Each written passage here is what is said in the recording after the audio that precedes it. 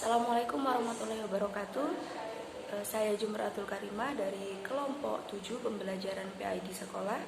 Di sini kami beranggotakan 5 orang. Yang pertama yaitu Nova Ainul Gofar dengan NIM 202101010012. Yang kedua yaitu Rania Sabrina Salsabil dengan NIM 202101010019. Yang ketiga Imratul Fatona dengan NIM 202101010028. Yang keempat saya sendiri yaitu Jumratul Karimah dengan NIM 204101101051.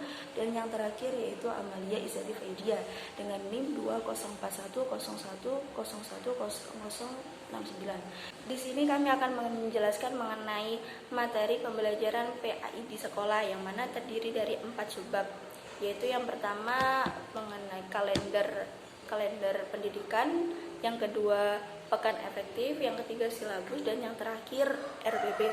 Nah, untuk yang pertama langsung saja mengenai kalender pendidikan dan pekan efektif akan dijelaskan langsung oleh saudari Imratul Fatona.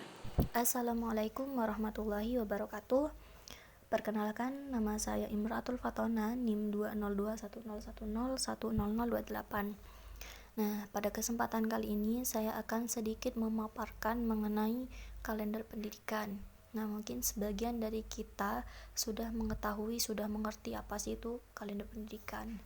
Nah, jika merujuk pada pengertiannya sendiri, kalender pendidikan itu merupakan suatu pengaturan waktu untuk kegiatan pembelajaran peserta didik selama 1 tahun ajaran, yang mana hal tersebut mencakup permulaan tahun pembelajaran, minggu efektif belajar, dan juga hari libur. Atau singkatnya bisa kita artikan seperti ini.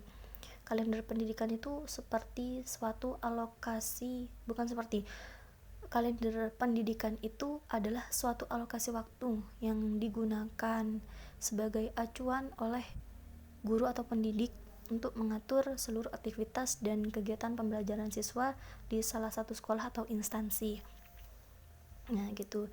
Jadi, jika kita melihat dari pengertiannya sendiri, kalender pendidikan itu sangat penting gitu loh. Sangat penting di dunia pendidikan. Nah, kenapa demikian? Karena peran kalender pendidikan ini dibutuhkan oleh seluruh guru. Sebab tanpa kalender pendidikan itu seorang guru tidak akan dapat mengalokasikan kapan sih waktu yang tepat untuk pembelajaran yang aktif, kapan sih waktu yang efektif dalam melakukan pembelajarannya. Tidak perlu jauh-jauh ke pendidikan. Misalkan kita di rumah sehari-hari melakukan aktivitas seperti biasa, terkadang kita juga perlu melihat kalender gitu kan. Jika kita ingin mengetahui hari libur nasional kapan, kita pasti mengecek kalender. Kita ingin mengetahui kapan tahun baru Islam, kita pasti mengecek kalender. Kemudian, yang paling dinanti-nanti bulan Ramadan, pasti kita mengecek kalender. Ramadan kurang berapa bulan, Ramadan kurang berapa hari, berapa minggu, pasti kita mengecek kalender. Nah, jadi itu dia kenapa kalender pendidikan itu penting, karena itu sebagai acuan seorang guru atau pendidik menentukan pekan efektif, kapan hari kapan yang bisa kita gunakan untuk pembelajaran aktif di sekolah. Nah, gitu. Oke, selanjutnya kalender pendidikan ini disediakan oleh instansi atau sekolah tempat kita mengajar, karena seluruh kegiatan yang berkaitan mengenai manajemen kurikulum itu dibuat oleh kepala sekolah. Nah, dan salah satunya adalah kalender pendidikan. Selanjutnya kita bisa melihat di dalam makalah terdapat contoh kalender pendidikan. Nah, di sana kita bisa melihat alokasi waktu secara lengkap. Kapan tahun ajaran dimulai, kapan hari efektif itu saat kita mengajar itu ada, kapan semester ganjil itu kapan, UTS, UAS, dan akhir semester itu kapan, hari libur nasional itu kapan. Kita bisa melihat pada kalender pendidikan. Nah, selanjutnya yaitu pekan efektif. Pekan efektif itu merupakan hitungan hari-hari efektif yang ada pada tahun ajaran yang sedang berlangsung. Atau singkatnya, pekan efektif itu adalah pekan-pekan yang dapat dilakukan pembelajaran secara aktif. Nah, untuk menentukan pekan efektif ini kita memerlukan kalender pendidikan. Nah, lagi-lagi kita memerlukan kalender pendidikan untuk mengalokasikan kapan waktu yang efektif untuk melakukan pembelajaran yang aktif. Nah, kemudian untuk menentukan pekan efektif ini kita dapat melakukan cara sebagai berikut. Yang pertama, kita menentukan jumlah minggu dalam 1 tahun. Nah, kemudian kita melakukan atau menghitung jumlah minggu yang tidak efektif selama 1 tahun tersebut. Nah, kemudian selanjutnya kita menghitung jumlah minggu efektif dalam 1 tahun dengan cara dikurangi dengan jumlah minggu yang tidak efektif. Nah, kemudian kita bisa melihat di dalam makalah terdapat contoh pekan efektif. Nah, di situ pelajaran agama kelas X10 hari Rabu. Nah, mengajarnya adalah hari Rabu. Nah, di sini contohnya adalah bulan Agustus. Nah, pada bulan Agustus di sini terdapat 3 pekan yang efektif untuk melakukan kegiatan pembelajaran. Nah, mengapa ada tiga pekan yang aktif? Karena bisa kita lihat di sini pada tanggal 17 yang ditandai oleh tanda merah di sini, ini tidak memungkinkan kita untuk melakukan pembelajaran aktif dan efektif di dalam kelas.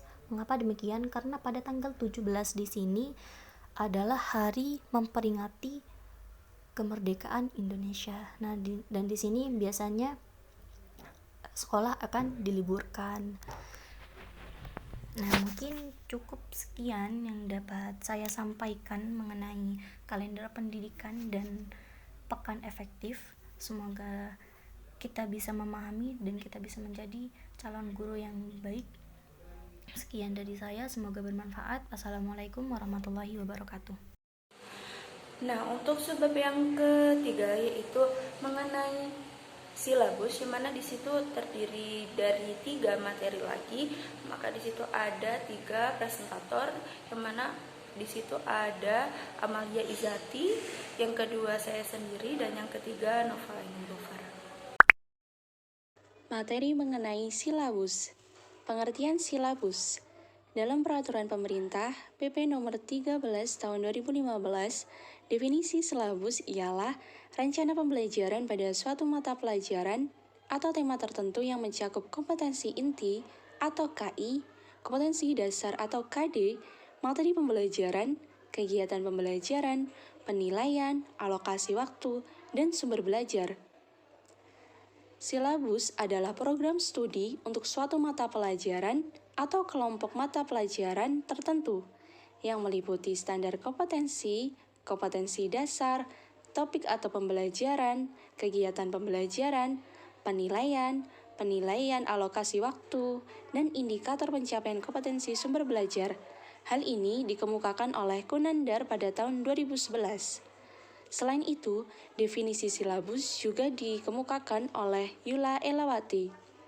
Menurut beliau, silabus adalah seperangkat rencana atau pengaturan yang sistematis untuk pelaksanaan pembelajaran dan penilaian yang memuat komponen-komponen yang saling berkaitan untuk mencapai penguasaan kompetensi dasar. Prinsip pengembangan silabus. Prinsip tersebut merupakan kaidah yang akan menjiwai pelaksanaan kurikulum pada tingkat satuan pendidikan. Yang mana di sini terdiri dari 8 bagian. Yang pertama yaitu ilmiah, yang merupakan keseluruhan materi dan kegiatan yang menjadi muatan dalam silabus, harus benar dan dapat dipertanggungjawabkan secara keilmuan.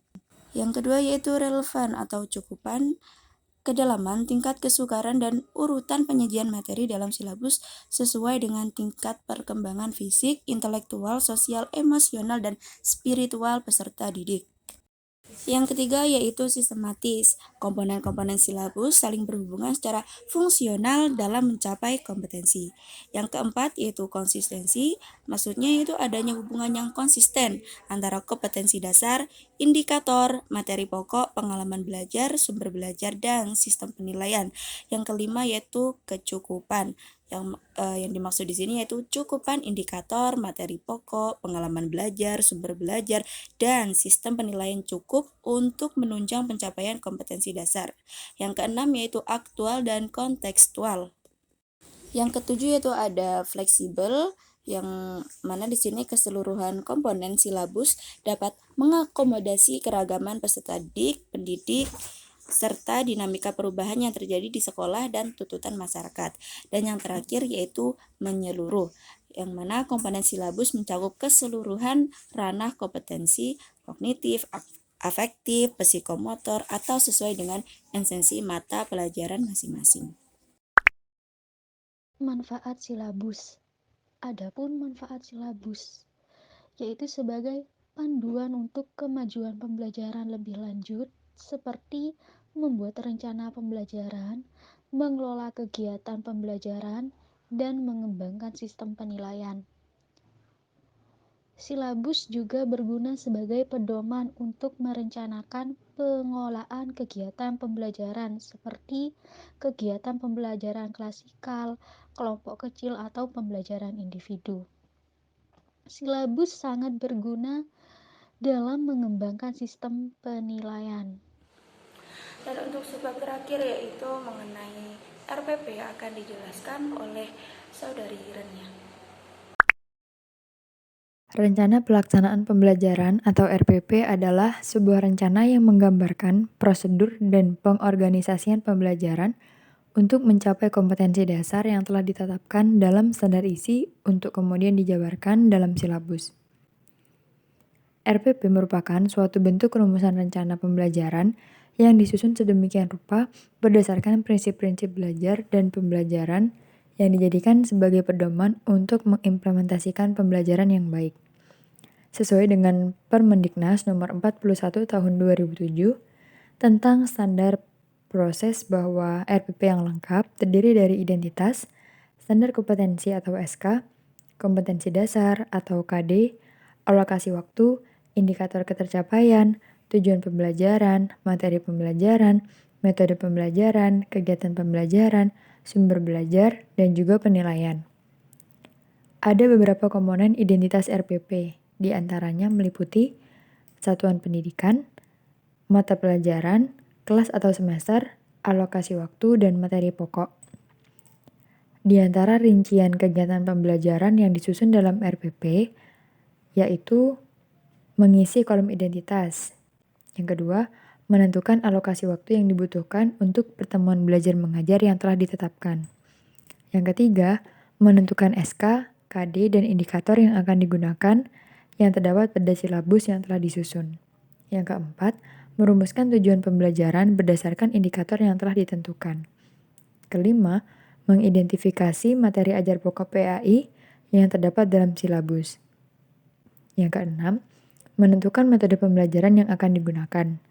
Ketujuh, merumuskan langkah-langkah pembelajaran yang terdiri dari kegiatan awal, inti, dan akhir. Menyetujui alat atau bahan atau sumber belajar yang digunakan, serta menyusun kriteria penilaian lembar pengamatan, contoh soal, dan juga teknik penilaian atau penskoran. Baik, itulah materi yang telah kami susun dan kami sampaikan. Kurang lebihnya mohon maaf, semoga bermanfaat. Assalamualaikum warahmatullahi wabarakatuh.